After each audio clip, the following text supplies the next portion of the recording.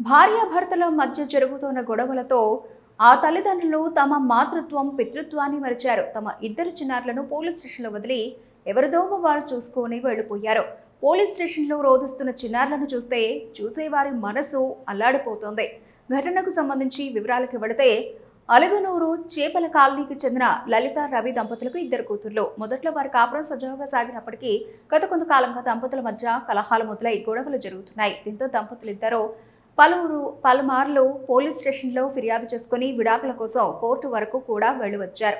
పెద్ద మనుషులు పంచాయతీలు కూడా జరిగాయి. అయినా గొడవలు తగ్గలేదు. ఇద్దరి మధ్య మరోసారి గొడవ జరగడంతో సోమవారం పిల్లలతో కలిసి స్థానిక ఎల్ఎండి పోలీస్ స్టేషన్కు చేరిన లలిత తనకు భర్త పిల్లలు వద్దని చెప్పి తన మెట్టలు పుస్తల తాడు తీసి పోలీసులకు అప్పగించి వెళ్లిపోయింది. ఆమె భర్త రవి కూడా తన ఇద్దరు కూతుళ్లను పోలీస్ స్టేషన్లోనే వదిలి వెళ్లిపోయాడు. తల్లిదండ్రులిద్దరూ తమను వదిలివేయడంతో చిన్నారులిద్దరూ భయంతో తల్లడిల్లిపోయారు. ఎస్ఐ అన్వర్ చిన్నారులకు భోజనం బిస్కెట్లు తెప్పించి ఓదార్చారు. చిన్నారులను బ్లూ కోట్స్ పోలీసులతో చేపల కాలనీకి పంపించి వారి తండ్రి రవి నానమ్మకు అప్పగించారు.